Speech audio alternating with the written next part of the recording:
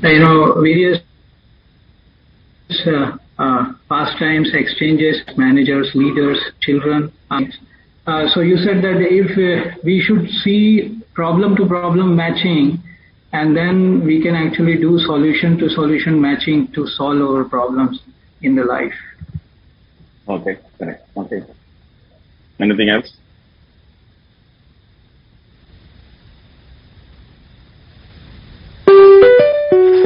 Hare Krishna, Prabhuji.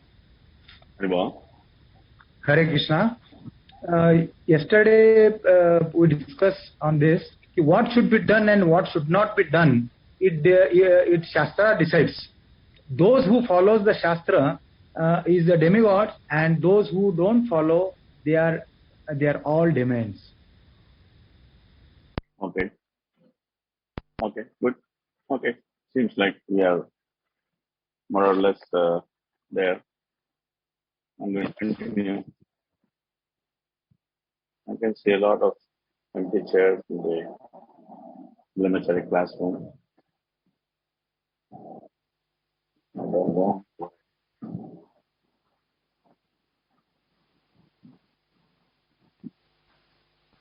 So, can you give me screen sharing, right? English, Prabhu? Disable screen sharing.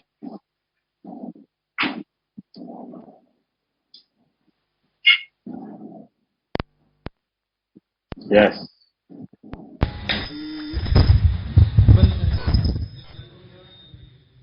We got our rights, equal rights. Screen sharing.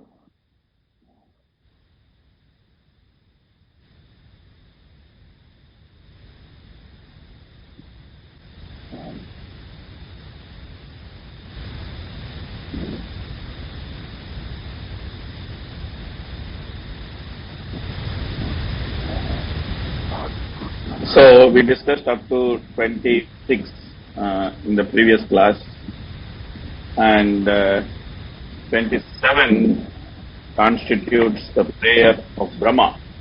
So Brahma has been attacked by demons who are chasing him because of sexual appetite, and they want to have sex with him. So Prabhupada spoke about that this being the origin of homosexual mentality. And then in 20.27, Brahma is surrendering to the Lord to the sloka. Ekakila lokanam krishtanam kleshanatanaha samyeka kleshadastesham padam tavaha. So it's a nice prayer where he is recognizing that the Lord is the only one capable of ending the affliction of the disease.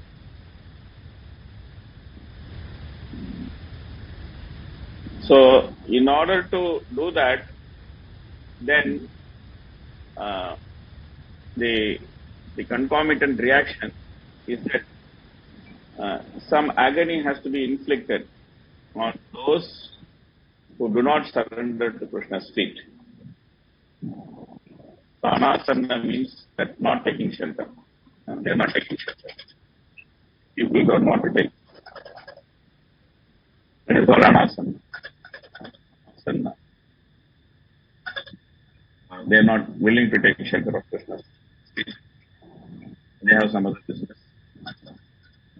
So they don't want to take Krishna's lotus feet as shelter. So because they don't want to take Krishna's lotus feet as shelter, then they have to be dealt with in a different manner. And that dealing with in a different manner, it causes misery for them. The voice is not clear. It is distorted. Aha. Is it for everybody or is it only for Krishna Rupamati? Yes, little bit distortion is there. Little bit distortion is it better now? For everyone. For everyone. Now what to do? What to do? Let us see. So, I also have to take shelter of the Supreme Lord.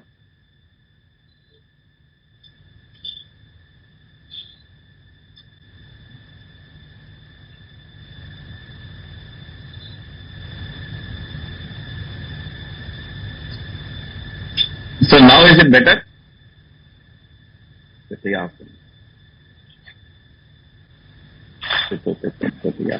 Yes. Wait. There are two fans which are running. We'll kill both the fans. And then we'll see if things improve or not. Okay. Is it better now?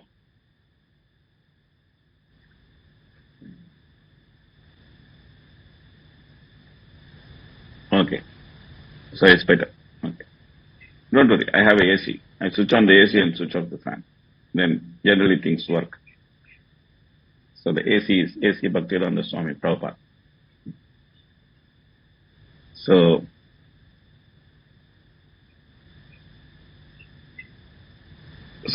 I was explaining that because people don't take shelter of Krishna's lotus feet, and there are other people who take shelter of Krishna's lotus feet. So when Krishna deals with those who take shelter of Krishna's lotus feet in a favorable manner, naturally those who don't take shelter of Krishna's lotus feet, they feel that the Lord is dealing unfavorably with them. But the Lord is not feeling unfavorably with them. He is just doing them also a favor. He is doing devotees a favor. He is doing demons a favor. He is always doing everybody a favor. That is why Krishna says in Bhagavad Gita, Sugritam Sarva Bhutana. He is not saying only Sugritam devotee Bhutana. He is saying Sugritam Sarva Bhutana. But with devotees, he is special. He says, I am well-wisher for everybody, but I especially take care of devotees. So, that is there. That special care is there. But Krishna is well-wisher for everybody. Okay, let's read the purport. Who is supposed to read?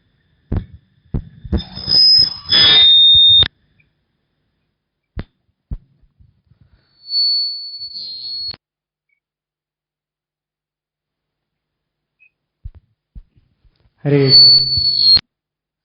Hare Krishna. Hare Krishna. Hare Krishna. The word Kleshadas.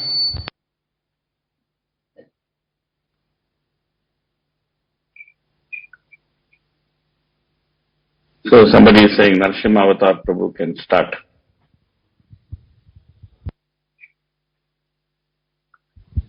So Narsimha Avatar Prabhu is saying Abhay Saran Das Prabhu can start. Hare Krishna. So there is starting trouble. The words Klesha Dasa Tesham Anasan Padam Tava indicates that the Lord has two concerns. The first is to give protection to the person who takes shelter of his lotus feet, and the second is to give trouble to those who are always demoniac and who are inimical towards the Lord. Maya's function is to give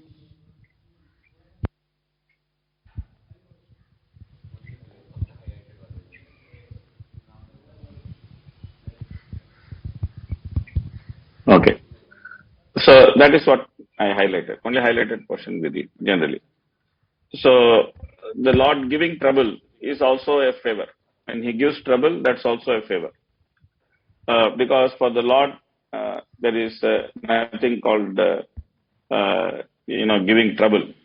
So it superficially looks like He is giving trouble. Sometimes with devotees also, Krishna does that. Superficially it looks like he is giving trouble, but it is really not trouble. Like for example, he gets Parikshit cursed. In the first canto, whenever there is a detailed explanation of Parikshit Maharaj getting cursed, and in that section, repeatedly, Prabhupada uses the word unprecedented.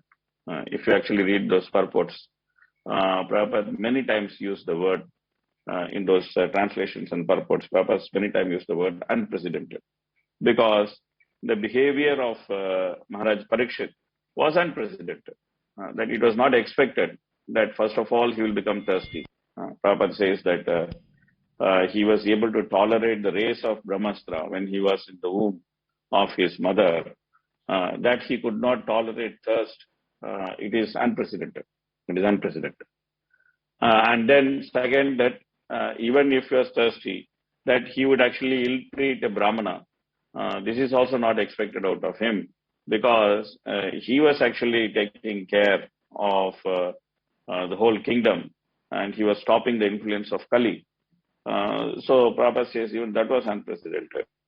So then all these different things which happened in that whole pastime, it is very, very clear that Krishna wanted Parikshit Maharaj to get cursed so that the Bhagavatam could be spoken. So Parikshit Maharaj got cursed. So he put Parikshit Maharaj into trouble, that he's going to die in 7 days. But actually Parikshit Maharaj became blissful because he saw that Krishna is arranging for him to leave this body. Krishna is arranging for him to hear Srimad Bhagavatam. Krishna is arranging everything in auspicious manner. So therefore, without any agony, he simply left, because he had confidence in Krishna's plan, that Krishna is saving him. But the demons do not have confidence in Krishna's plan, or they do not want to believe that there is Krishna and he is planning for them. Therefore, the demons actually feel the agony. Parikshit Maharaj was also apparently put into trouble by Krishna. By Krishna's plan, he got cursed to die in 7 days. And then various demons are also put into trouble by Krishna. Then, but the demons always, since they are inimical to Krishna, they think that Krishna is actually troubling them.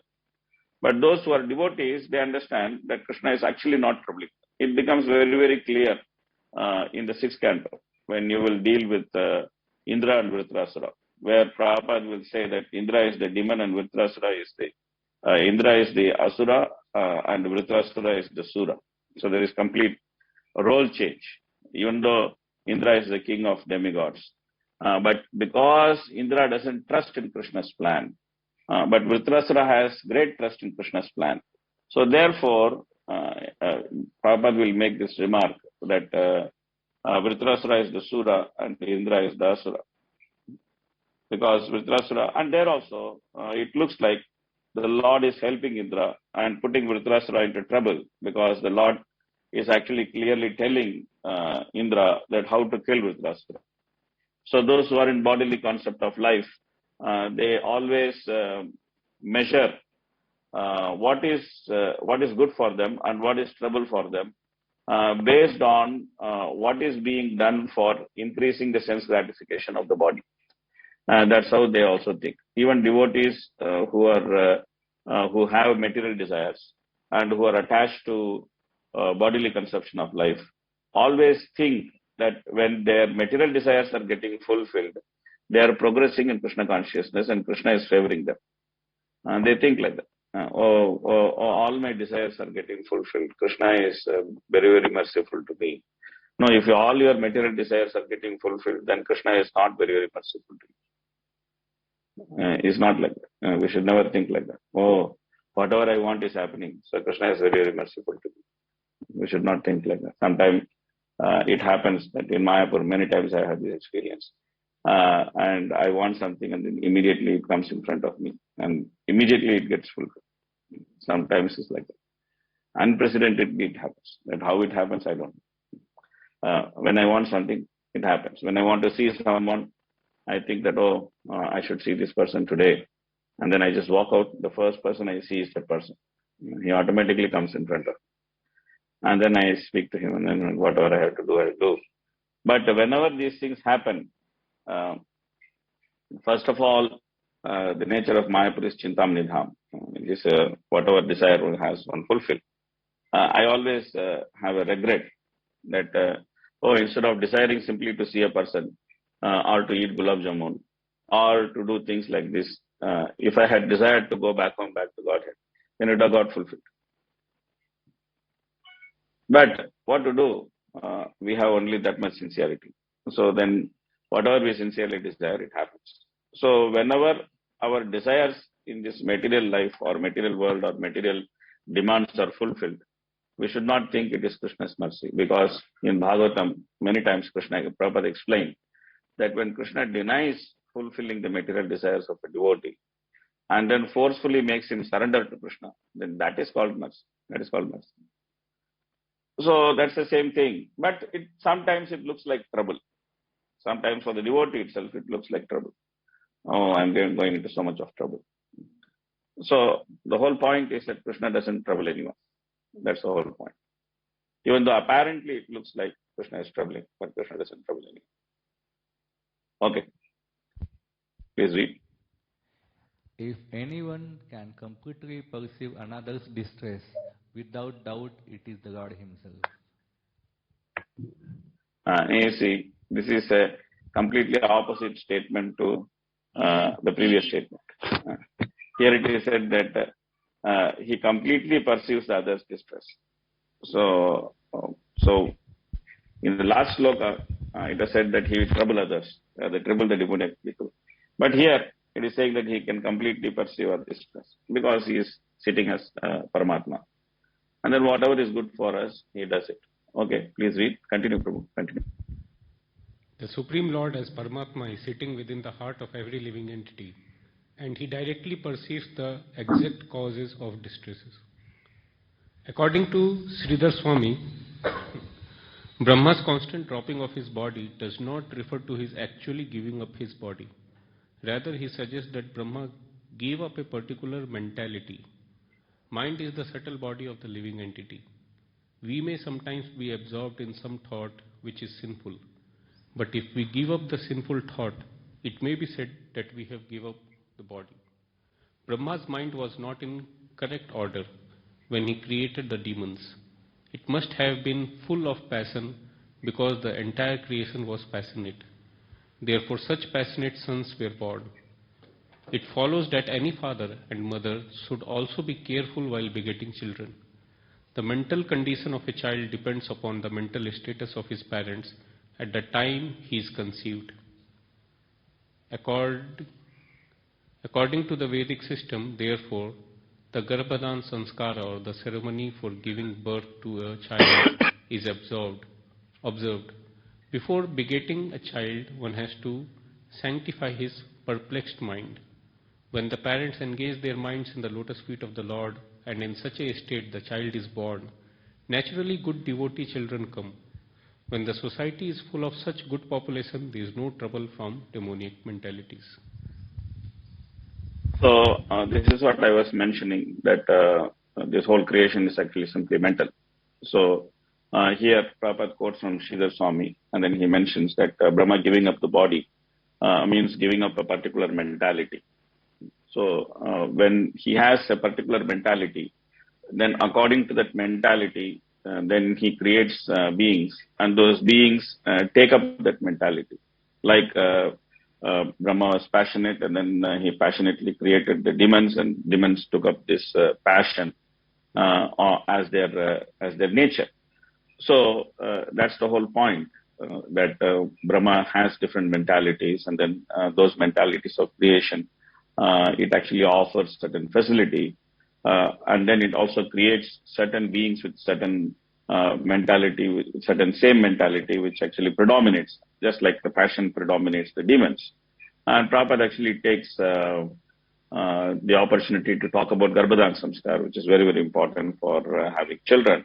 Those who plan to have children, then definitely they should go through the Garbhadan Samskar. And in ISKCON, going through Garbhadan Samskar means chanting few mantras, that's okay, but mainly chanting 50 rounds before the act of union between husband and wife, and then just having union once in a month at the right time to try for children. So that's the system of Garbhadan Samskar, which Prabhupada gave us, very simple, straightforward system. The husband should chant 50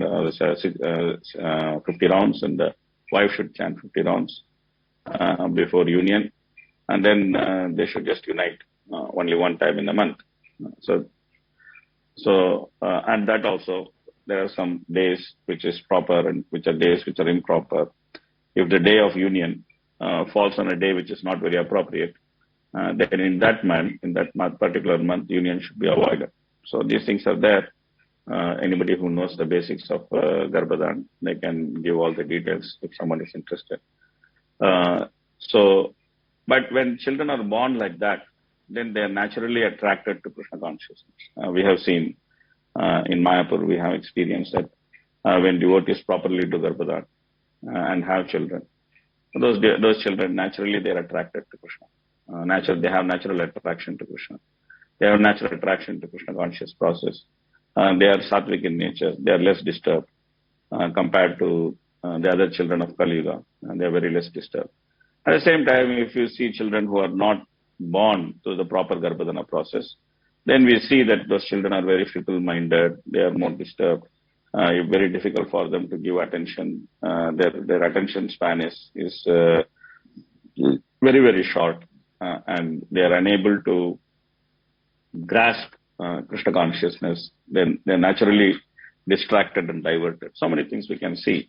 So therefore, Prabhupada has, in many places, many places, insisted on the importance of Garbhadan Sanskar, and especially in this section. And this is a recurring topic. It is going to come a few times, and every time we are going to discuss what our Prabhupada says. Okay. So now the demons actually, okay. As early morning is the period for spiritual cultivation, the beginning of evening is the period for passion. Yeah, so beginning of evening is passion, and as it progresses, then it goes into ignorance. Of course, this is for people who are very materialistically oriented. But for devotees, any time is good. Kirtaniya Sada Hari, any time is good. Any time we can chant Krishna's holy name. Every time we can engage in devotional service. This is all very good. But those who are materially minded, those who have material desires, and those who still have this tendency that we should enjoy this body, then for them, this is very important, that early morning is very sattvic. As the day starts, it starts becoming more and more rajasic. And then the evening time, the rajas completely takes over, and then in the night time, tamas completely takes over. Okay, so they now see this the evening twilight, which is in the form of a lady, very beautiful lady. Evening twilight is quite beautiful when we see how the evening comes. It's a very beautiful scene. So the demons naturally saw that scene in the form of a woman, and they wanted to enjoy it. Okay, please read. The difference between demons and demigods is that a beautiful woman very easily attracts the mind of demons, but she cannot attract the mind of a godly person.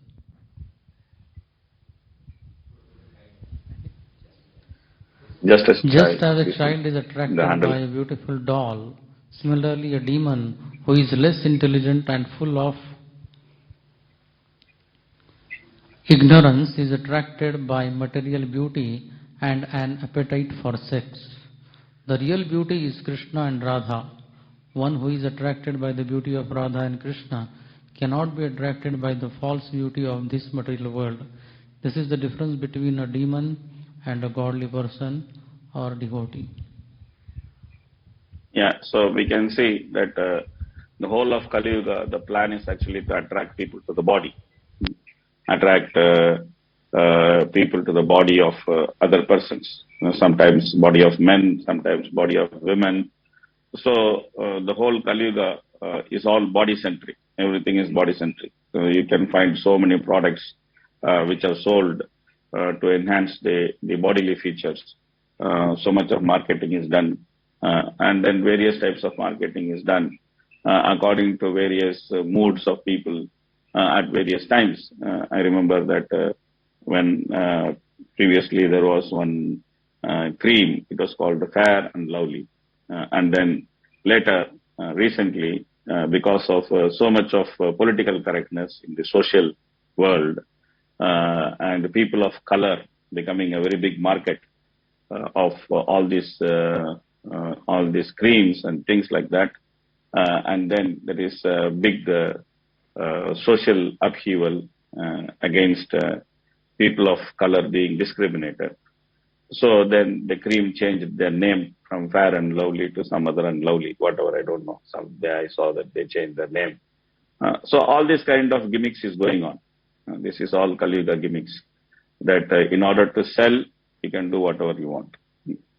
So in the beginning, when it is like that, many examples are there, and that how Kali Yuga works to attract people for in the name of sex, in the name of attraction, in the name of sex attraction. So that is very attractive to people in the mode of passion. What Prabhupada says that one should get attracted to Radha and Krishna. That's the real beauty. The real beauty is Radha and Krishna. So we should try to get attracted to Radha and Krishna's beauty. And the attraction to Radha and Krishna's beauty practically means what?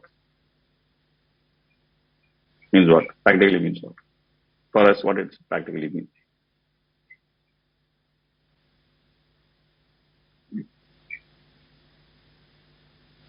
What does it mean for us practically? Attraction to the service of Radha and Krishna. Attraction to service of Radha and Krishna. Anybody else? What does it practically mean, getting attracted to Radha and Krishna? To do deity worship and hear about God. To do deity worship, hear about God. Okay. Anybody else?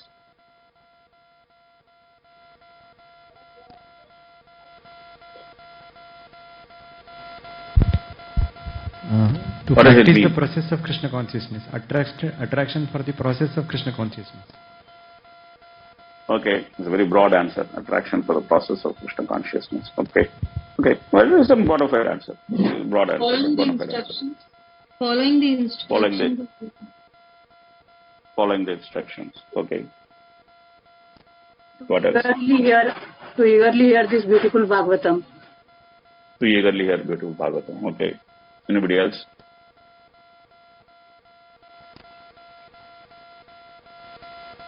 What does it practically mean to get attracted to Radha and Krishna?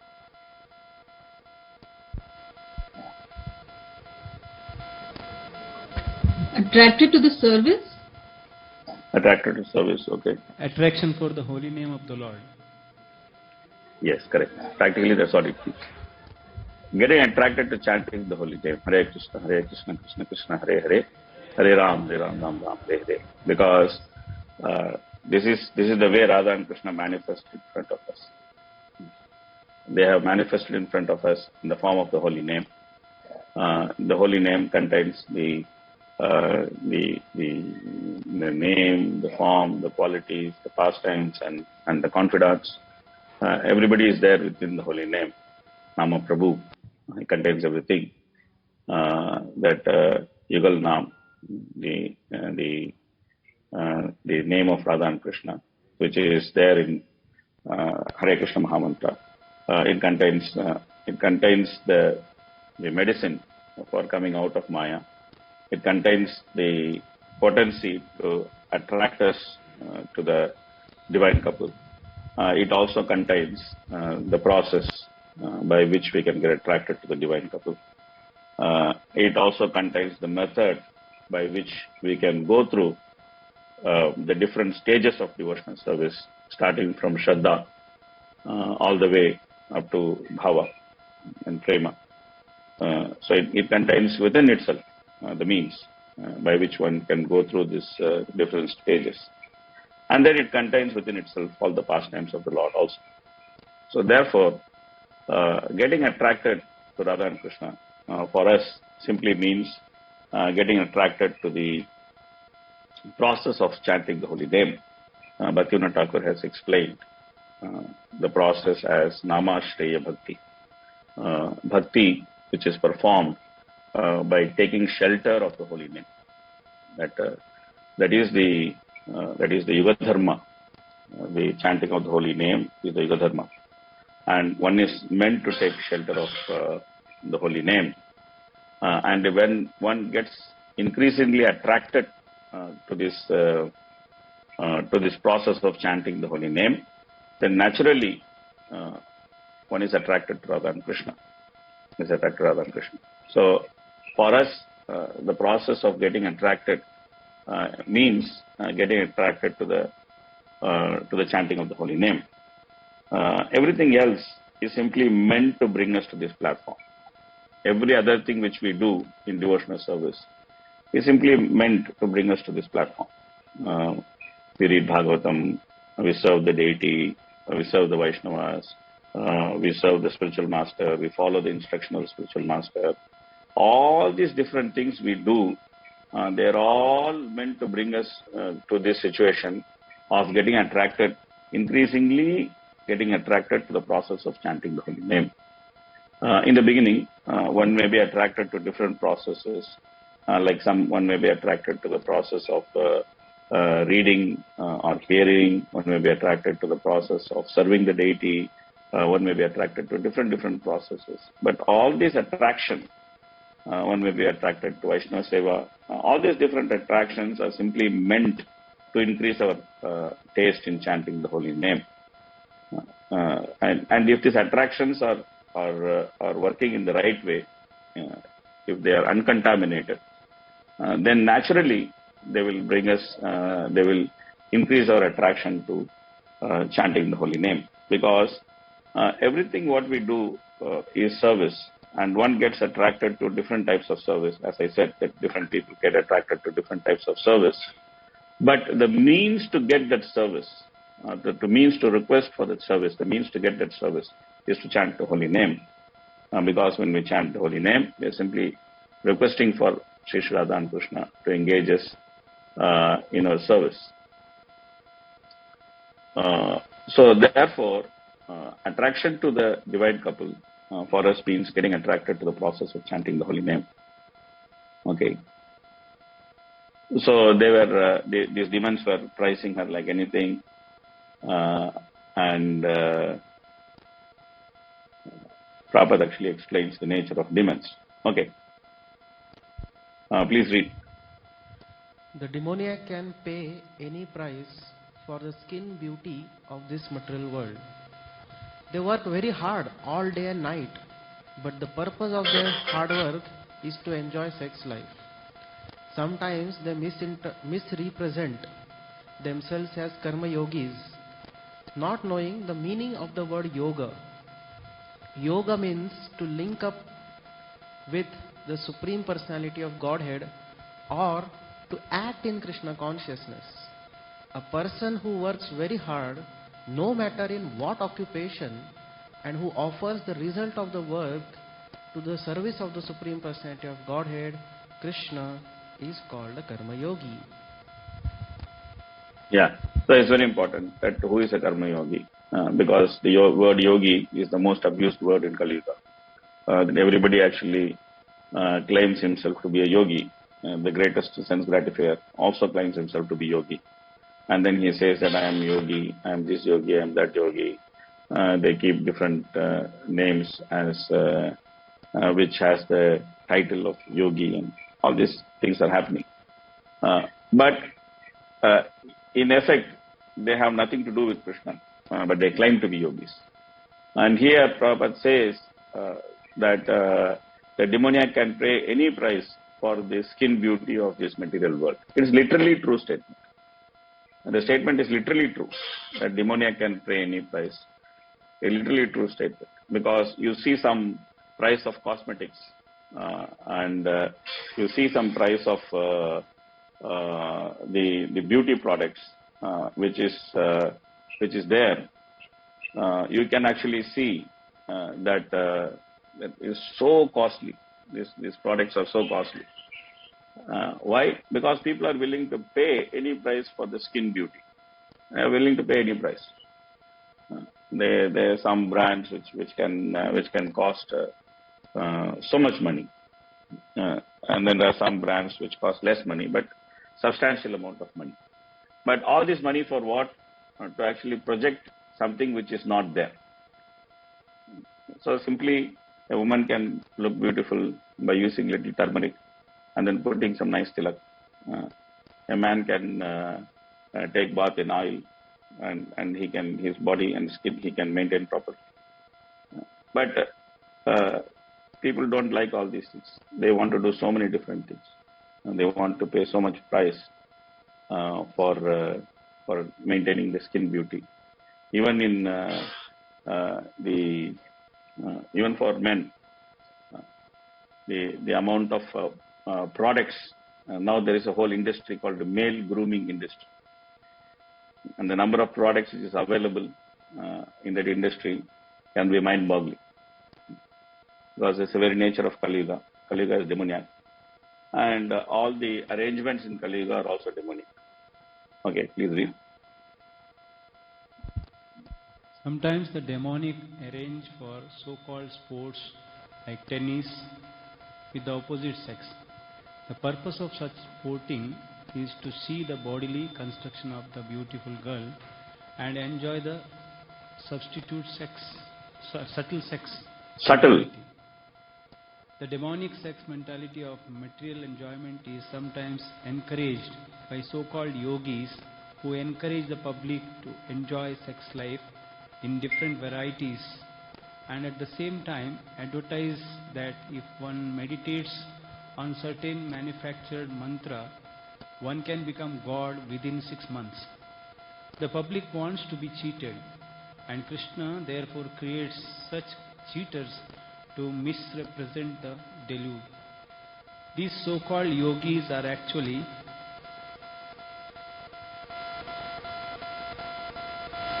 enjoyers of the world garbed as yogis. Even if a man engages in material sex enjoyment... Please read what is underlined also. A patient is advised by experienced physician to refrain from ordinary enjoyment while in the diseased condition. A diseased person cannot enjoy anything. He has to restrain his enjoyment in order to get rid of the disease. Similarly, our material condition is diseased condition. If one wants to enjoy real sense enjoyment, then one must get free of the entanglement of material existence. Even if a man engages in material sex enjoyment, he cannot enjoy it for long. But when the sex enjoyment is given up, then one can enter spiritual life, which is unending. Yeah. So just now Olympics is going on, and Prabhupada is here specifically criticizing certain games which are arranged, like tennis, where people see the opposite sex, and especially we can see this what Prabhupada is writing is all very practically. You can see it, how it manifests in day-to-day life, and the way the women athletes, the so-called athletes, are asked to dress, and the way the whole game takes place. This is all simply display of body and sex. There is in the name of sportsmanship, and then men also get attracted to such sports, and then it becomes like a big business. And then people are thinking, oh, we are doing a great job by becoming sportsmen and sportswomen and things like that. And then they also become icons of the society, because the society is demoniac in nature. So therefore, the icons of the society are also people who follow demoniac culture. The whole Kali Yuga society is surcharged with ignorance. And therefore, all these iconic people of the society, they are also very demoniac in nature. They take up demoniac occupation. And then they are considered celebrities. And then all big countries, they think that, oh, these people are doing very great. And they are considered as some big role models, etc. But what to do? That is the very nature of Kali Yuga. Because Prabhupada says here, the public want to be cheated. And therefore, Krishna creates such cheaters to misrepresent and delude. This is very, very important. Sometimes devotees also think that these people are nice people. That, okay, they are all nice people. But we should understand that that nobody in this material world is nice. In this material world, people have taken a body, means that they are not nice. It's a very basic understanding we should have. That if you accepted a body, that means you're not nice. There's something wrong with you. You're not supposed to have accepted the body. You accepted the body, then there's some problem with all of us. So then we should see that those who recognize this and try to rectify this problem, such people are nice. They are nice people. And those people who do not recognize this and think that having body is great and the bodily achievements are great, whoever they may be, that means they are simply having demoniac mentality. This is what is the conclusion which we definitely and clearly should understand. We should not get confused in these things. We should not think that, oh, these people are heroes, and these people are nice people. We should not think like that. This is all cheating business. And that business is going on because in Kali Yuga, Kali Yuga has its very nature. So therefore, Prabhupada actually warns us that we should be very careful of these things.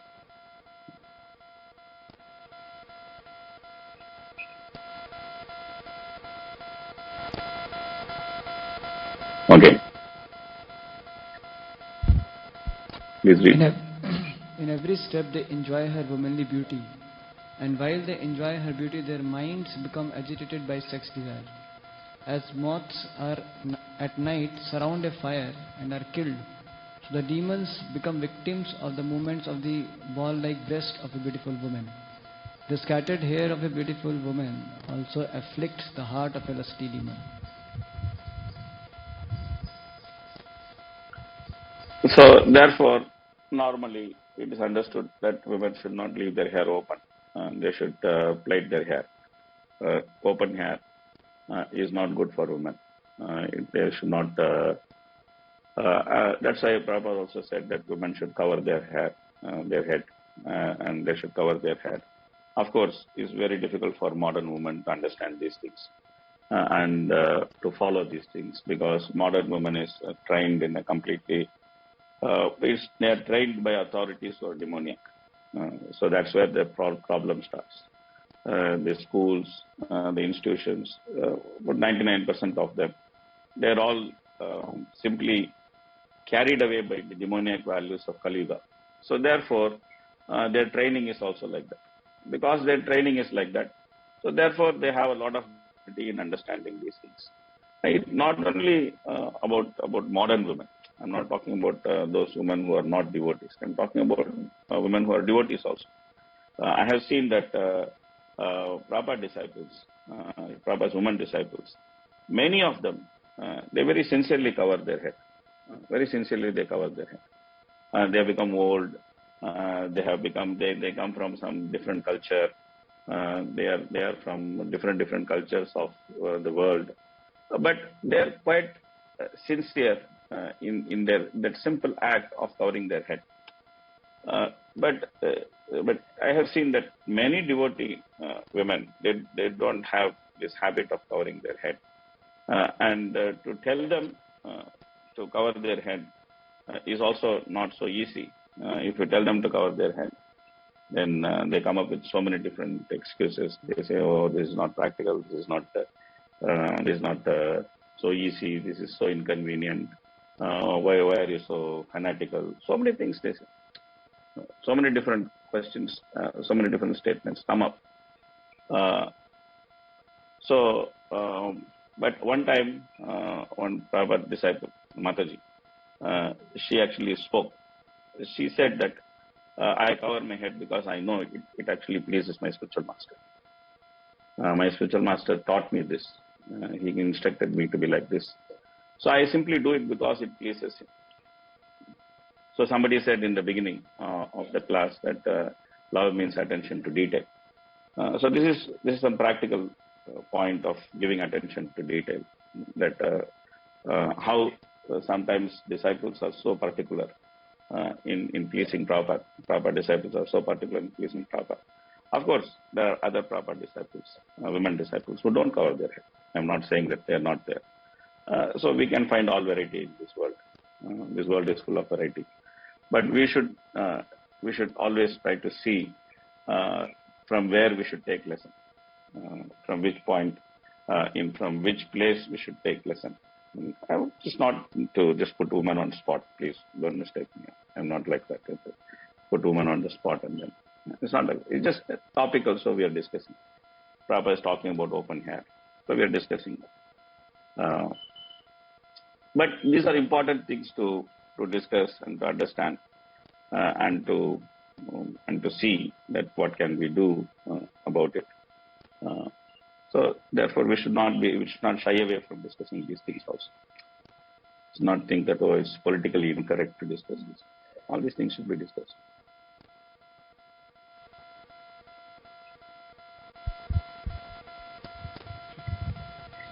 Music and dancing employed in sense gratification are to be accepted as demonic. But the same music and dancing when employed in glorifying the Supreme Lord as kirtan are transcendental, and they bring about a life completely fit for spiritual enjoyment. Yeah, so that's what it is. That there's so much of music, there's so much of dancing. The whole music is a big industry. It's one of the biggest industries in Kali Yuga. Everyone plugs to some instrument in their head, into their ear holes, and they are directly feeding hellish information directly into their ear. They are all very adept in doing that. But at the same time, devotees are also plugged. They are also always wearing earphones. But devotees are pouring nectar into their ears. Into their ear holes, they are pouring nectar, which directly goes to their heart. So devotees are pouring that. Of course, Kapila Devi is going to explain the whole process. Bhavanti Hirkanna Rasayana Katha. He is going to explain that how there is a direct connection between the ear holes and the heart. And how that connection works through the process of hearing. Kapila Devi is going to explain that in his teachings. But if we use the ear holes and if we use our body to dance in front of the deity, of course, dance also means to dance nicely. There's Pankajagni Prabhu. He is very expert dancer, very, very expert dancer. Sometimes if you have his dancing videos, you should see, you should learn from him how to dance. There was one devotee in Mayapur, he is my good friend. He used to tell me that he wanted to learn from Pankajagni Prabhu how to dance. And then he asked him many times, can you please teach me how to dance? He was saying that when Pankajagni Prabhu dances, it's so graceful. Just one pastime, since we are talking about dancing. So the last Rath Yatra, Jagannath Rath Yatra, which Pankajagni Prabhu attended, they're not this year's Rath Yatra, of course he was not there. The year before Rath Yatra, Pankajagni Prabhu attended. He was so blissfully dancing in front of Jagannath. So blissfully dancing in front of Jagannath. He was dancing so blissfully that he actually broke his finger, his little finger in his feet. Somehow he thought that the best way to heal it was to put some darba grass. So in Mayapur there is so many darba grass available. It's growing abundantly. So he pulled some darba grass and then he dumped it on his wound. And then finally our doctor got to see him because he was having so much of pain. And then they cleaned up all the wound and then they put some bandage to actually heal his fracture. And he was put on rest for some time. And then another devotee who known to me, she went and asked Pankajagni Prabhu, Janyas Prabhu. She was asking casually what happened to Pankajagni Prabhu, how he broke his leg. And Janyas Prabhu actually very casually commented that he became so proud of his dancing skills that Jagannath actually broke his leg, like that he was commenting. So the point is that even dancing in Krishna consciousness is an art. It is not that dancing means that we can do whatever we want. Sometimes devotees dance and there's a lot of energy in it, but there is no grace in it. There's no grace in that. only energy we can see. There's so much of energy there. So how to dance is also something which is to be learned. Like how to sing is to be learned, how to dance is to be learned. All this is to be nicely learned to please Krishna. Sometimes dance is just a display of energy. No, it's not just display of energy. It's also display of grace. How men should dance, how women should dance. All these things are there. And these things should be learned nicely.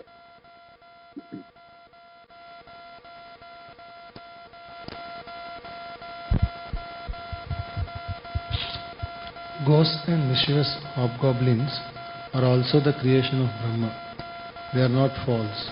All of them are meant for putting the conditioned soul into various miseries. The ghost is there. It's not like a ghost is imagination. Ghosts are there. They are meant to create some problem. Okay. The disease of insanity or being haunted by ghosts takes place in an unclean state of existence. So you can read the whole purport actually. Here it is clearly stated that when a man is fast asleep and saliva flows from his mouth and he remains unclean, ghosts then take advantage of his unclean state and haunt his body. In other words, those who drool while sleeping are considered unclean and are subjected to be haunted by ghosts or to go insane. So generally, all these subtle entities, they are very attracted to the bodily fluids which come out of the human body, be it the saliva or be it the other discharges which come out from the body. They are all very attracted to these bodily fluids. So therefore, cleanliness is very, very important.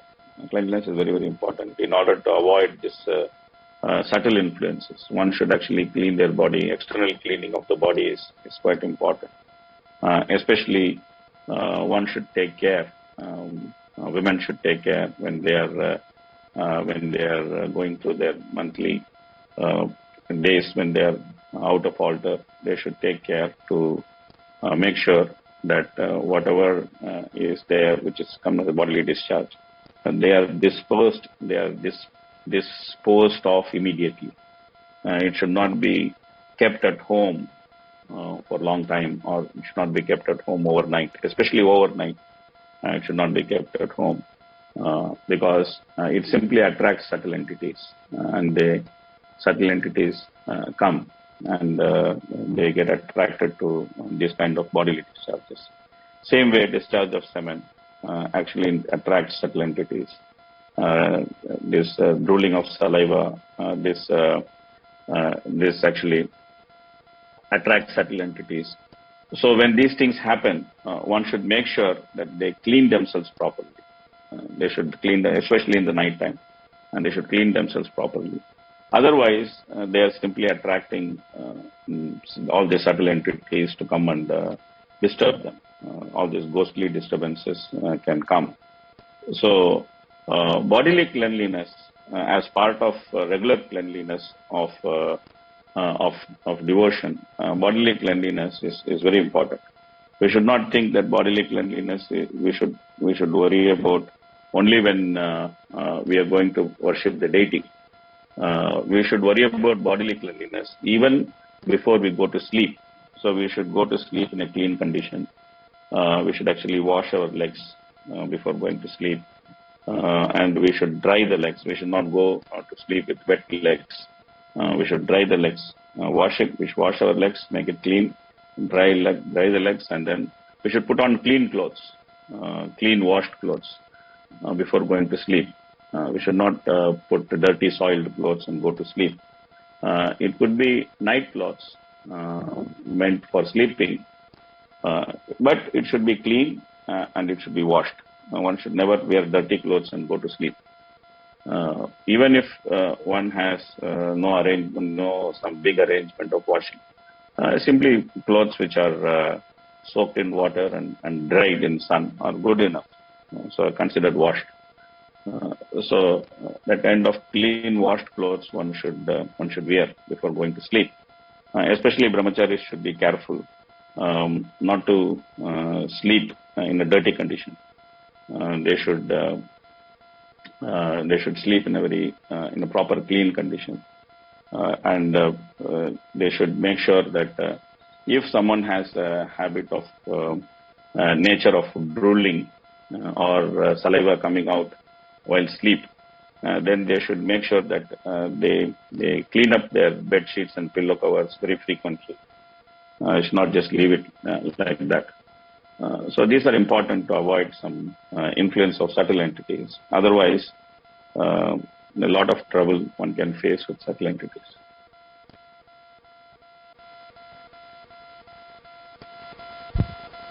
The disease of Shraddha is a ritualistic performance observed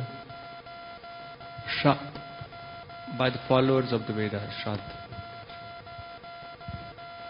The performance of Shraddha or offering oblations with prasad is still current in India, especially at Gaya, where oblations are offered at the lotus feet of Vishnu in a celebrated temple. Because the Lord is thus pleased with the devotional service of the descendants, by His grace He liberates the condemned souls of forefathers who do not have gross bodies, and He favors them to again receive gross body for development of spiritual advancement. The devotee of the Lord, or one who is in Krishna consciousness, however, does not need to perform such ritualistic ceremonies as Shraddha, because he is always pleasing the Supreme Lord. Therefore, his fathers and ancestors, who might have been in difficulty, relieved. The conclusion, therefore, is that Krishna consciousness is the sum total of all the good work for the family, for society, and for all living entities. In Chaitanya Charitamrita, the author says that a person fully conversant with Krishna consciousness does not perform any rituals, because he knows that simply by serving Krishna in a full Krishna consciousness, all rituals are automatically performed. Yeah, so there are certain rituals like Kshatriya, which are given in Kshatriya Saradipika. There are Dasavida Samskaras which are to be performed, and they are to be performed in a way which is not contradictory to pure devotional service. So that's why for the Grahastha Vaishnavas, Gopal Bhatta Goswami has actually specially compiled the Kshatriya Saradipika. And Prabhupada actually says in many places the samskaras are to be performed. But Shraddha ceremony is not part of Kshatriya Saradipika's samskaras. It's not part of that. So the other ceremonies of Grahastha life, like starting from Garbhadan and going up to the Samvartana, or the graduation ceremony of the Brahmachari, which again leads to the Vivaha ceremony if he wants to get married. So all these different ceremonies are given in terms of performing the samskaras. So those samskaras which are recommended in Kshatriya Saradipika by Gopal Bhatta Goswami, those samskaras are to be performed. They have to be done. They have to be performed in the manner which he has recommended in Kshatriya Saradipika, rather than performing with some available priest who performs a system, who does it in his own system or in some system. It is better for Grahasthas to perform these samskaras in a proper way by following Kshatriya Saradipika. So for that, whoever needs to be trained, if there are no trained Grahasthas to do that, then it's better that some of the Grahasthas who have interest in performing this kind of samskaras, they take training. The Mayapur Academy provides training for those who want to perform, who want to learn these samskaras. Mayapur Academy provides training. Other sources of those experts who have actually previously taken training. So they should simply take training, and they should serve rest the devotees by actually performing these samskaras for them. Or in the absence of such devotee, in the absence of such facility, the most simplest way to perform any samskara is to chant the holy name and to invite some devotees to have Kirtan together, to read Bhagavad Gita, to read Bhagavatam, some relevant section of Srimad Bhagavatam, or Krishna book where that same samskara is being performed for Krishna, and then to distribute prasad. The simplest way to perform this ceremony. It's the most simplest way to perform any samskara. Any samskara can be performed like this. If there is no devotee who knows how to perform it according to Satriya Saradhika. In general, it is understood that when devotees are performing pure devotional service, there is no need for them to perform Shraddha ceremony for their ancestors. But sometimes devotees do want to perform because of some social pressure, or they want to set some proper example to the society, or whatever reason they may want to perform. But when they perform, if and when they perform Shraddha ceremony, or if and when they want to perform Shraddha ceremony, one thing they should definitely make sure is that whatever grains which are offered as part of Shraddha ceremony, they should be first of all offered to Krishna. That they should definitely make sure.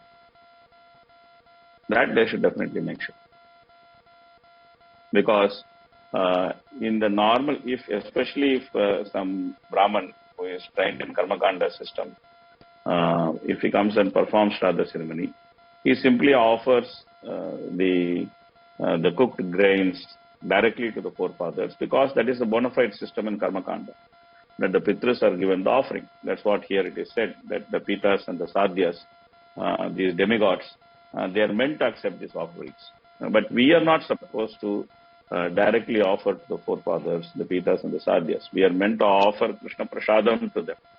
So at least that much one should make sure. That if one is performing Shraddha ceremony, then one should make sure that the cooked grains are first of all offered to Krishna, and then they are utilized in the ceremony. They should not be utilized in the ceremony without offering. If possible, there should be, after offering to the forefathers, the general system of Shraddha is that initially the offering is done for the forefathers of 3 generations. Like the person who is performing the Shraddha ceremony, his father, his grandfather, and his great-grandfather. So 3 generations it is offered, the Shraddha is offered. And then by having the Brahman thread and by dipping the knot in the Brahman thread in water, then the mantras are chanted to offer Shraddha for any of them who are left out, other than the 3 generations. If any of the forefathers are left out, then the Shraddha is offered through the knot in the Brahman thread. And then finally, one should make sure that one offers oblations to Vishnu. So these 2 points should be done. If at all, if Shraddha ceremony is offered, these 2 points should be taken care. That whatever grains which is there offered in the Shraddha ceremony to the forefathers, this should be offered as prasada. So one should offer to the deity, and then we should offer to the forefathers. One should not directly offer to the forefathers. Is one point. Second point is that after offering the Shraddha to the 3 generations and the rest of the forefathers who are left, then one should make a final offering or offering of oblation to Vishnu, which is done with the straight way. The offering to the forefathers is done with the reverse way. The offering to the Vishnu should be done in straight way. Anyway, the person who is conducting the Shraddha ceremony may know all these things. So, but these things should be insisted, and these things should be done. We can have okay, break. So it's already 12 o'clock. We'll have Gayatri break, and then we can continue. This also brings us end of one section where all these demands, pitas and all of them are dealt with. Now we are going to deal with a different set of people. So please take a break for 5 minutes. It's 12:12. We can come back at 12:17. Hare Krishna, Krishna Krishna, Hare Hare, Hare Ram, Ram Ram, Hare Hare.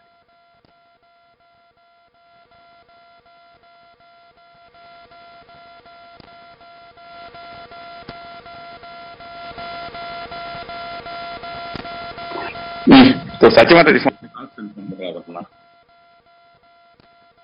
Or bonus together. Unit 11 OBA submission has So, been done to Balbhadra Prabhu as usual. From next unit, the submission will happen to the...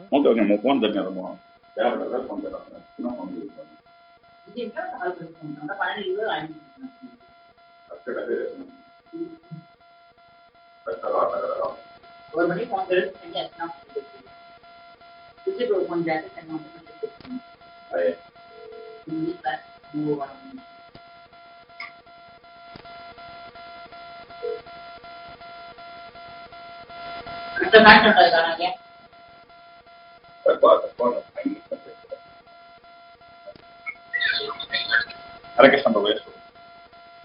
I said the message was about came and he asked me to solve it by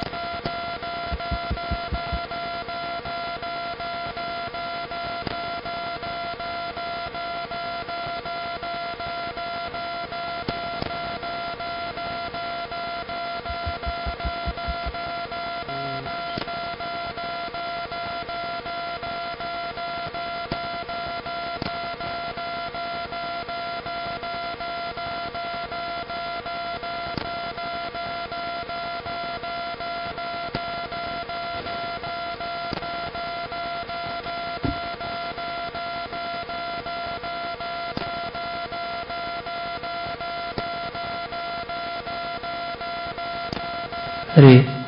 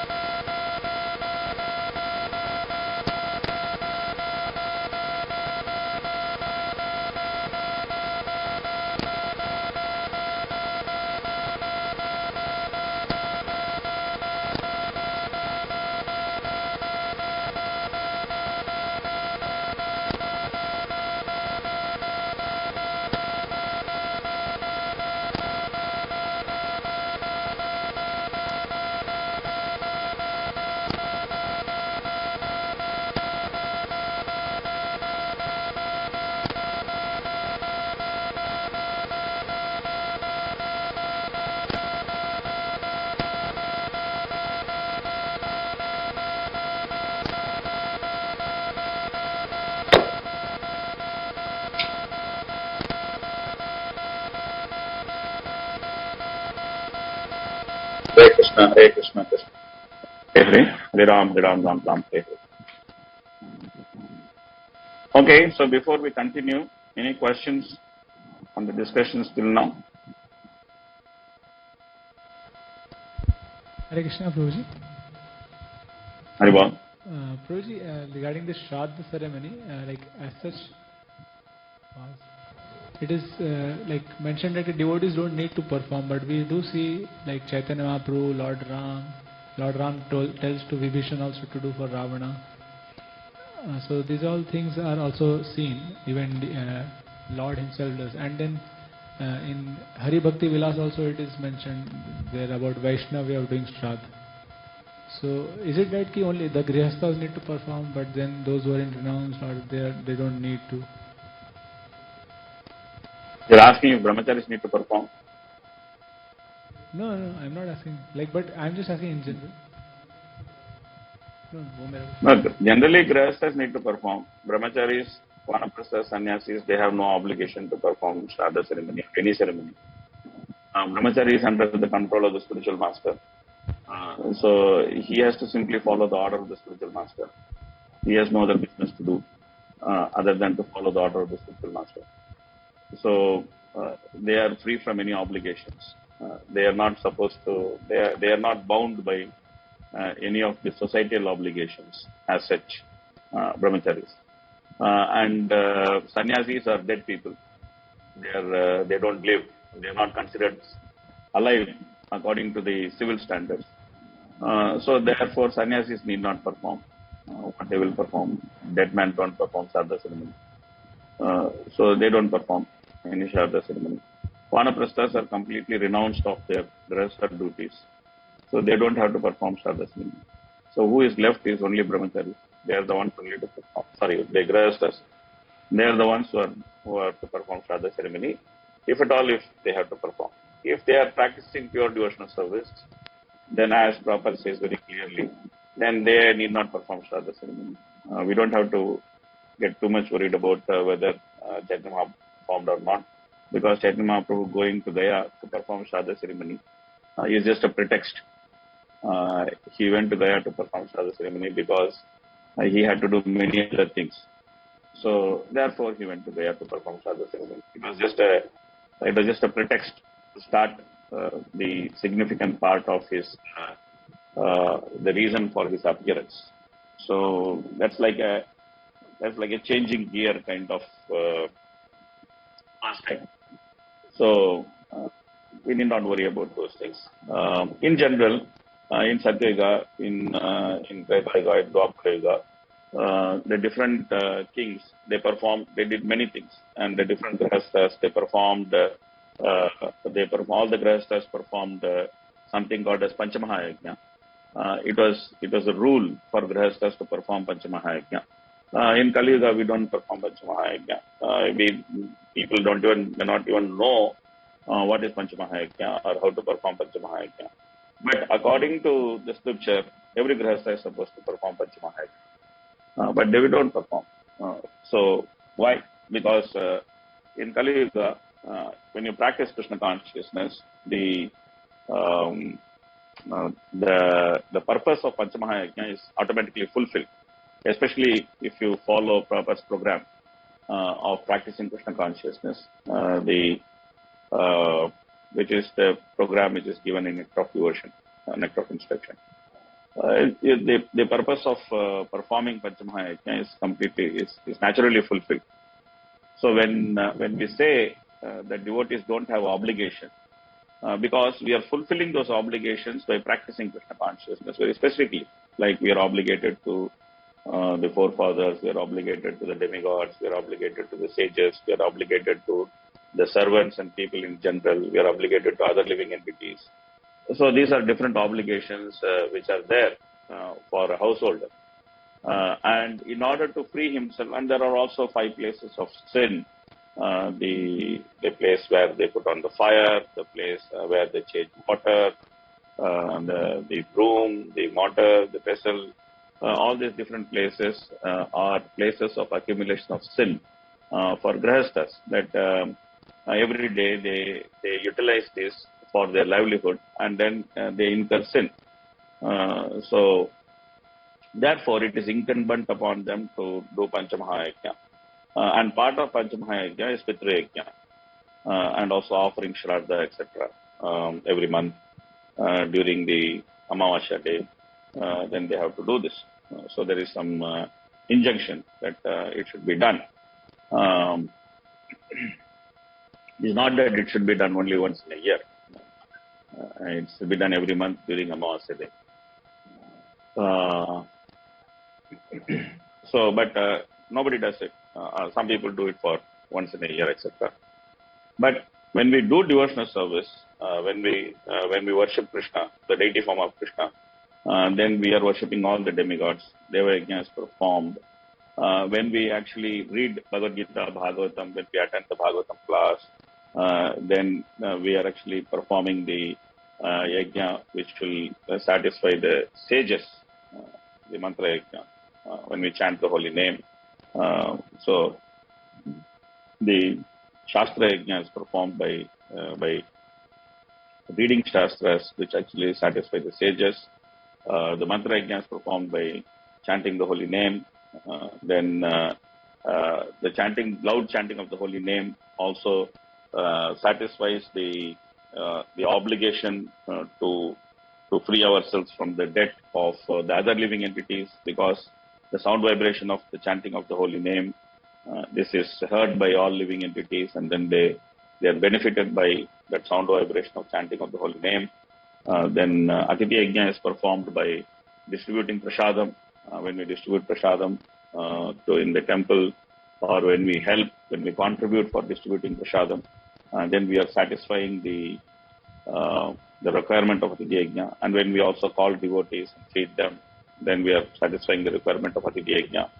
And Pitru Yajna is performed by practicing pure devotional service, because the practice of pure devotional service, Prabhupada actually explains in the same purport about Prahlad, that how Hiranyakashipu told, Narasimhadev told him that his forefathers are also relieved by his practice of devotional service. So when one practices pure devotional service, then the forefathers are very happy, because they also get benefit of this person practicing pure devotional service. So this way, all the obligations are scientifically met by the practice of pure devotional service, the program of Krishna consciousness. But still, sometimes devotees are specific that they should perform Shraddha. It's okay if you want to perform. Prabhupada very clearly says that there's no need for to perform. But if you want to perform, then at least you should make sure that some basic requirements are met. Like, how to perform Vaishnava Shraddha as is given in Haribhakti Vilas. This could be followed. So these things can be done. If you want to perform, these things can be done. But for brahmacharis, there is definitely no obligation to perform. As long as you are in ashram, as long as you are following the rules and regulations of the ashram, there is no need, there is no obligation to perform. Thank you, Guruji. Hare Krishna. About Shraddha ceremony. Yeah.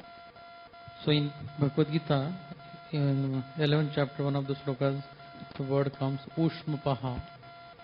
Forefathers are named by this word Ushmapaha. So forefathers should be given hot offerings or prasadam. Is it correct understanding, or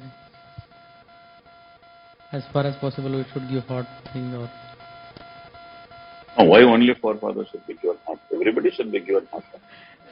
Why are you only but usually it is not partial done to the forefathers?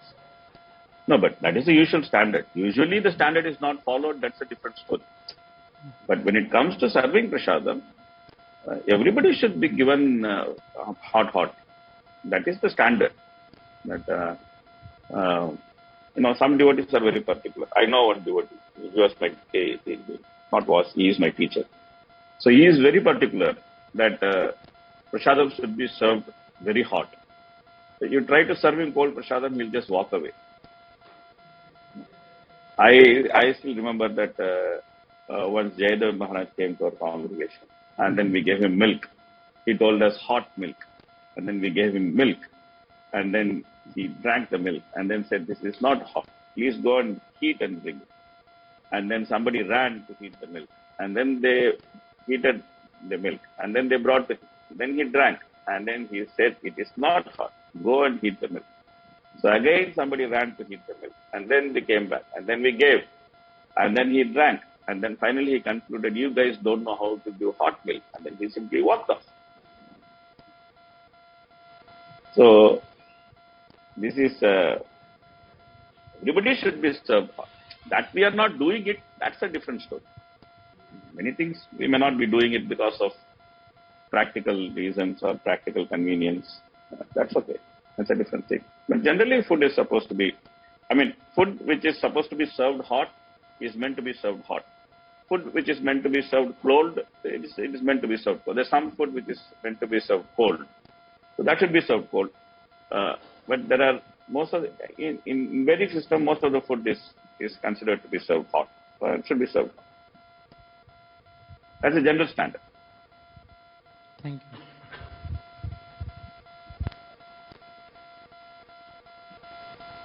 Of course, don't create a revolution in Brahmacharya as well that without hot food we will not eat. I don't know what's happening there. Whatever is the situation there, is adjust to the situation. But I'm saying that general standard should be understood. Any other question? Only one question I had. About the impure conditions, it is mentioned that the haunting of the ghost and those things. Yeah. There are certain cases where we have seen, like in Mayapur also, like in 2010-11, I saw that there was a lot of talk about this, that there is a ghost who is haunted, some of the person inside. So is it... Mayapur always some ghost or other is haunting somebody. This is a standard thing in Mayapur. Some ghost haunting is going on in Mayapur. This is standard. Ghosts love Mayapur.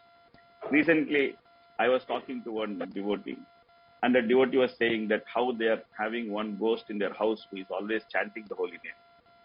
So we have a devotee ghost now. Because that devotee was saying that whenever I sometimes sleep, I hear somebody chanting. And I think that, okay, my husband has come, I'm going to open the door and see that nobody is there, but I hear chanting some. So there is a chanting ghost. Mayapur is full of ghosts.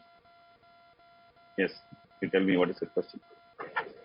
So it's like the impure conditions, actually when we say impure conditions, how should we see this? Because externally we see that there is dham, there is so much chanting of the holy names happening, and so many great devotees are coming there. And definitely, in that terms, there is no impurity there. A person may still be having impure, his externals or whatever internals also, which could actually attract this ghostly character. So is it just that impure things attracts, or there are many other factors also which can attract such things there? Because sometimes I'm not able to answer this also. Many times people will ask this question, and there is no clear-cut answer for this, that it's only the impure conditions that can attract, something else can attract such kind of ghostly characters. So how we can actually have a proper perspective here? There are many things which can attract ghosts, like vulnerability of body can also attract ghosts. Okay. That's why sometimes it is said that pregnant women, they should be careful. They should not go to different places where there is some ghostly influences can be there. In Vedic system, pregnant women are not allowed to go to Smashan Ghat because at that time the vulnerability of body is there. There are two souls within the body, and one soul is growing, and there is some vulnerability of body is there for both of them. So then they become easy candidate for affliction of ghosts. So then that is said that please don't go out. And same way, women who just or girls who just come to age, they are generally not allowed to go out at night alone because their bodily changes are happening. They are going through a lot of bodily changes. So vulnerability of body is there. They are open to ghostly attack. And men who are very sexually inclined, they are open to ghostly attack because there are certain women ghosts, or there are certain women entities, there is Purushalis, there are Mohinis. These are all female entities who are very much interested in sex life. And when they find that when a man is excessively interested in sex life, then they can actually catch him, and they will try to have sex with him and just kill him in the process of having sex. It's not just the unclean nature alone. There are other things which attract the subtle entities. But in general, the most easiest way to invite subtle entities is to have an unclean body. That is the most open invitation. This is like writing an invitation and posting on our body that please come and haunt me, like that. So that's the most blatant thing to do. But other than that, there are other things which generally during the evening sandhya, it is said that even in Bhagavatam, you saw that Lord Shiva and his ghostly associates are going round during the evening sandhya. So therefore, in the evening sandhya, one is not supposed to have sex. All these things are there because it directly attracts these ghostly entities. They will come and take shelter in the womb, and then they will do. Then after that, they will create so much of havoc. So in general, what is understood is that anyone who is having an unclean bodily condition is giving open invitation to the subtle entities to come and do some mischief with them. So that's the basic understanding. But then there are also others who are vulnerable due to their body and mind, and they could be attacked by the ghostly elements. And also there are others who actually want to practice dark arts. So they are also candidates for attack by ghostly elements or by the elements, the subtle elements which they control. Because these dark arts by which they control the subtle elements, as long as they are satisfied with their controller, they actually work for that controller. The moment they become dissatisfied, then they attack the same controller. The first victim of them is the controller itself. He is the first victim. So therefore, who actually practice these black arts and things like that, most of them, if you see, they will have a very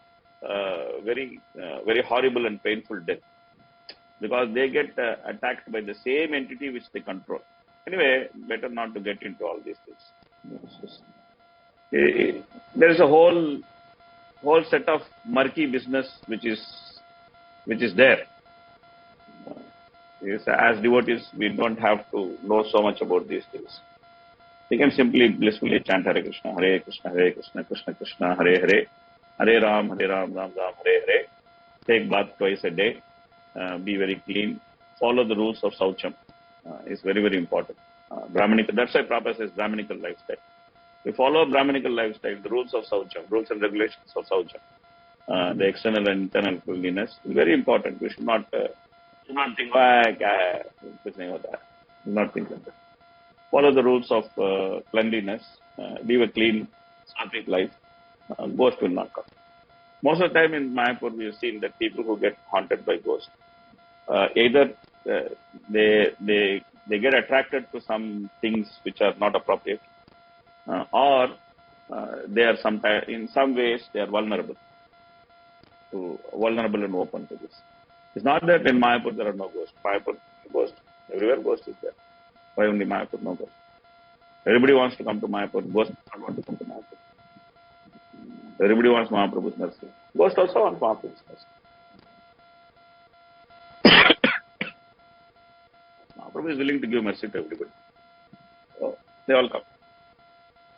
They are there, we are there. As long as we maintain our lifestyle, they will maintain their lifestyle. If we get into their lifestyle, they will come into our lifestyle. That is the whole point. Just the connection to this. What is that? Sometimes, like children become frightened, and when we say Krishna is there, why you are afraid of? But then my child asks, wherever Krishna is there are so many demons are coming. So then how to resolve this query of children? No, you should teach them to be afraid of what they should be afraid of. You should not teach them philosophy, oh, Krishna is there, don't be afraid. Whatever they should be afraid of, they should be afraid of. So that is something which we should teach the children, that you should be afraid of these things. You should not be afraid of these things.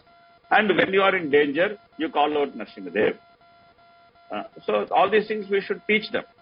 Okay. So it's not that we should tell them that have no fear at all. It's not like that. Where they should fear, like suppose if you teach a child, Krishna is there, you don't have any fear.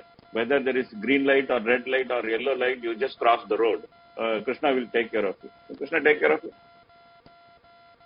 I'm just giving some mundane example.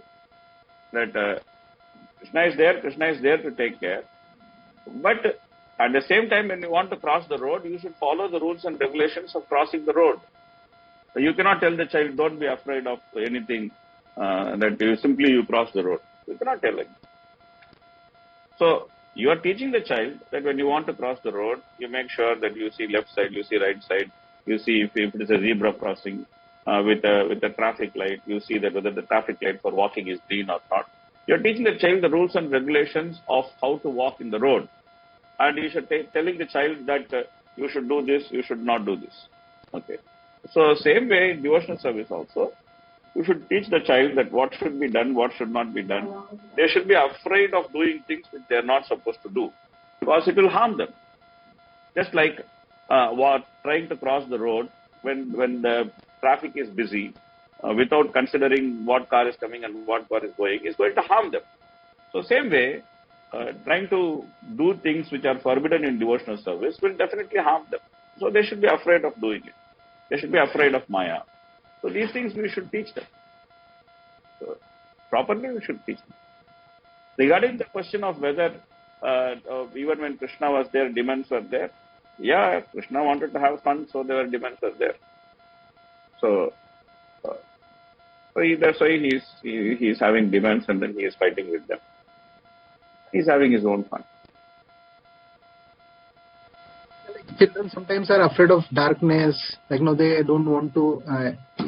So if they have some mental fears, they are afraid of darkness or whatever it is, then you teach them how to overcome that mental fear by chanting the holy name, by remembering Nrsimhadev, by trying to face that fear in a proper Krishna conscious manner. And then you have to also see why they are afraid of darkness. What is there for them to be afraid of darkness? It's just within the house. It's okay. Then we can train them properly. So it all depends upon what is their particular fear and why they are afraid of. And then based on that, you should deal with that fear. Something which is in mental platform, that should be dealt with in a proper manner, how to remove it.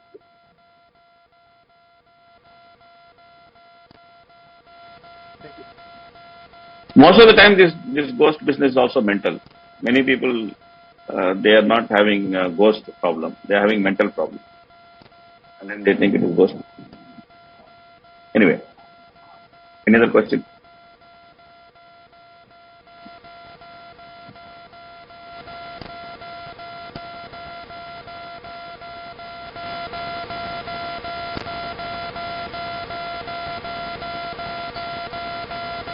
Okay, very good. We are done with our ghosts.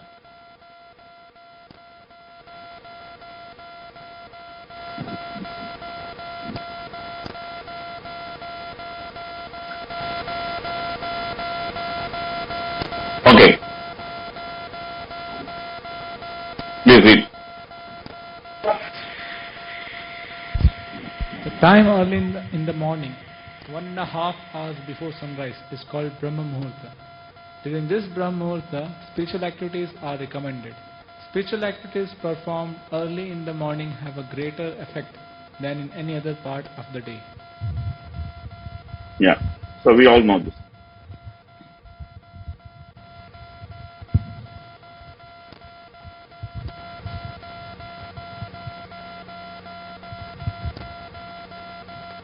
Okay.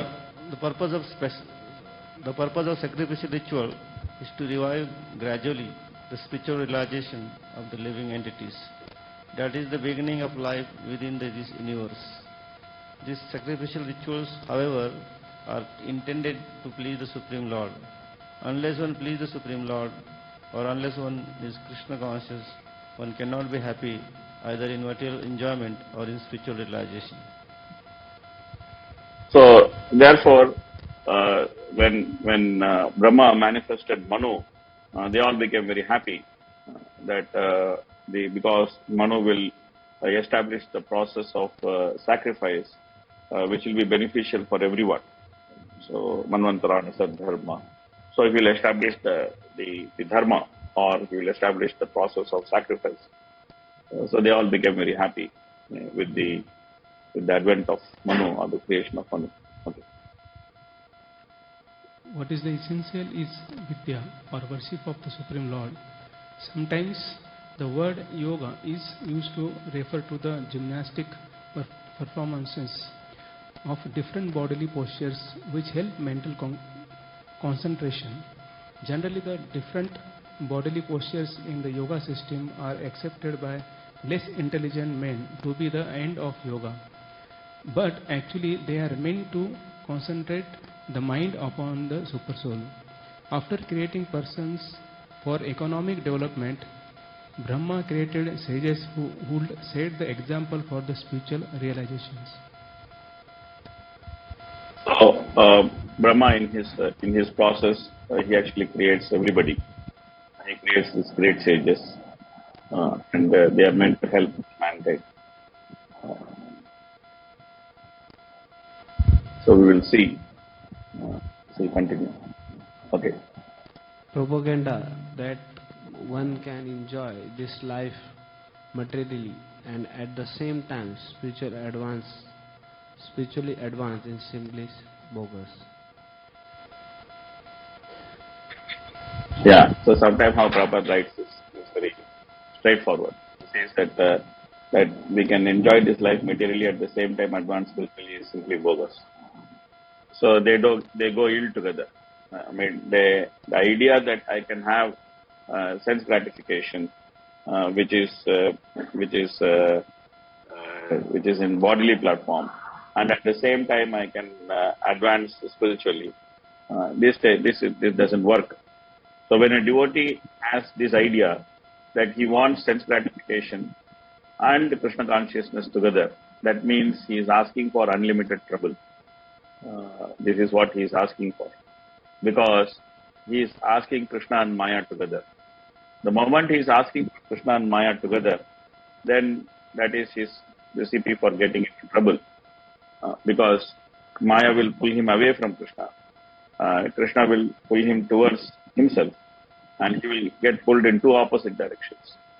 And when the person is getting pulled in two opposite directions by two great forces, then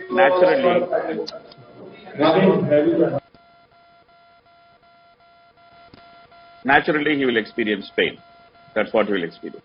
Naturally he will experience pain because he is being pulled towards two opposite directions.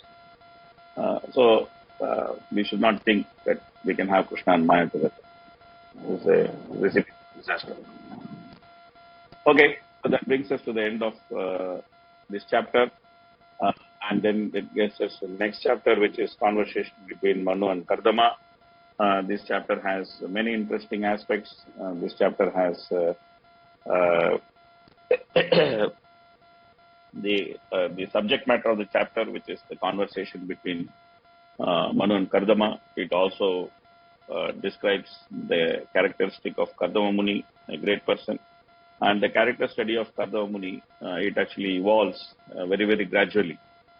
Just like the opening of the lotus, it very gradually evolves in the Bhagavatam. And then we see gradually the greatness of Kardama Muni from being a person who is approaching the Supreme Lord for a wife of all things. He approaches the Supreme Lord because he wants to get married. So he wants the Supreme Lord to find a girl for him. It's a very unusual request to put in front of the Supreme Lord.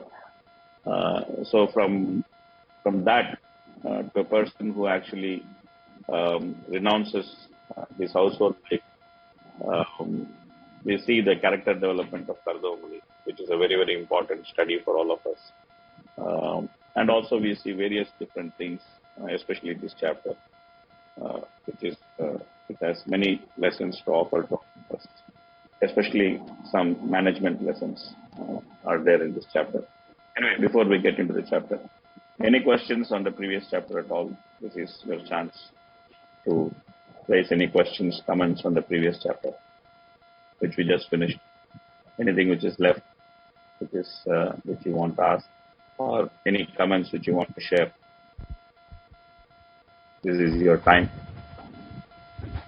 Hare Krishna. Prabhuji, here we see that Brahma is... Hare Krishna? Yes. Prabhuji, here we see that Brahma is already creating so many of the living entities of varied forms. And later we also see that another like Prajapati, from them also it is creating, from the daughters of Daksha, different living species are also coming. So both are the part of Visarga, secondary creation. Yes, both are part of secondary creation. And it is not that all the 84 lakh species are coming from Brahma only. It is not that it is coming later. Any other species that come from the other daughters of Prajapati. It's nothing like that. Basically, Brahma creates all of them. But the propagation of the species happens through the Prajapatis. See, there are two aspects of creation. One aspect is the creation of the species itself. But then that is just not sufficient. Then they have to be propagated. So in propagation and filling the whole world, the 14 planets with different living entities, there was a delay. So this was previously dealt with. Previously you have seen that there was a delay. Brahma was actually going through the creation through his mind. He was creating through his mental process. But he was not very happy because the speed at which the propagation of creation has to happen, that was not happening.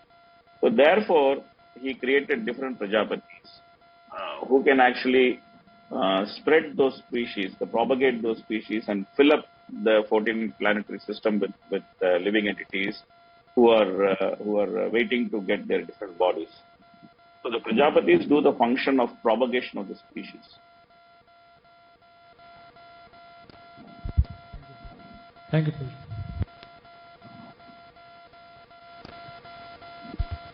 Okay. Another question? One question is there. Why devotee become ghost? Means because he breaks the law of God? What? Why devotee becomes ghost? Yes. If someone does suicide, he can become ghost. Sometimes devotees commit suicide. Then they have not completed of their life in that body. So therefore they have to continue as ghost in subtle body. Sometimes someone is just destined to be a ghost because of his previous activities. He's destined to be a ghost. Then even though he is a devotee, he may do something sinful or he may do something which is very inappropriate, which actually as a punishment of such activity, he may get a ghostly body. It's possible. Bhaktivinoda Thakur meets a ghost like that. In one of the temples, he and Bhaktisiddhanta Saraswati Thakur, they go and stay in one temple in a village. And the villagers are thinking that, okay, these two people are dead people.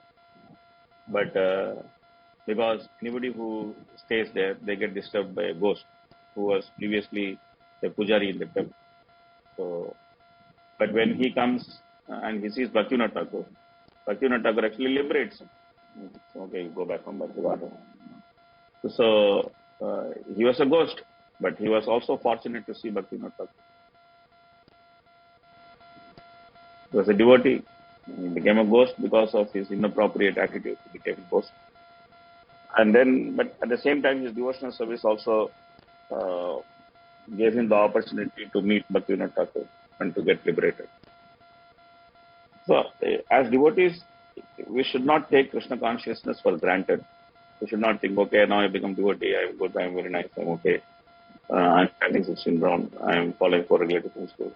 Now whatever I can do, I can do. We should not think like that. We should be careful. Because sometimes Krishna may, Prabhupada also mentions that if you live in Dham and if you're offensive, then you take next birth as animal in the same Dham. And then go through the animal birth. Then Prabhupada says that in one more birth you may get liberated. So these things are there. That devotee, just being devotee means there is no punishment. We should not think like that. Krishna may punish, but Krishna may lovingly punish. That's the only thing. His punishment will be given in a very loving manner and in a manner which is appropriate for us to become near to Krishna. But punishment will be there. Krishna will punish. It's not there. If we do something stupid, then we have to get punished. That's why Prabhupada often says that practicing Krishna consciousness is like walking on razor's edge. Prabhupada many times says this. That, we should be careful. We should not be careless. We get punished.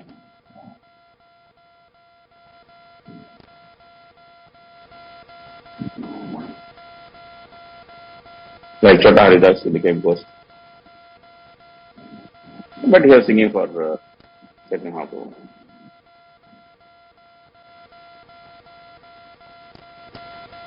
I heard that Prabhupada once remarked about, I don't know, I have not directly read Prabhupada's remark, but I heard from one reliable devotee that Prabhupada once remarked that Vishnu Jana Swami was coming and singing for him.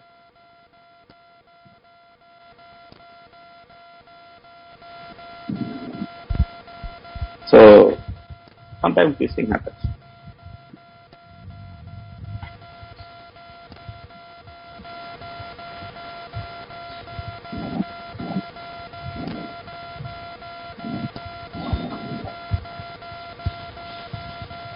Okay, so we'll stop the class here from the clock and continue tomorrow with a new chapter, which is conversation between Kardama and Sandhamana. Hare Krishna Krishna Hare Hare Hare Ram Ram Ram Hare Hare Pracham Bhagavatam Ki Jai Shri Prabhupada Ki Jai.